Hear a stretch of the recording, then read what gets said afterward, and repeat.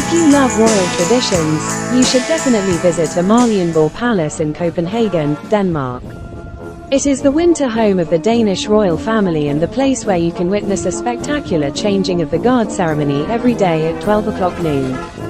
The ceremony is performed by the Royal Life Guard, a regiment of the Danish army that has been guarding the palace since 1658. Depending on who is in residence at the palace, the ceremony may be accompanied by music from the Royal Guards Band or the drum corps.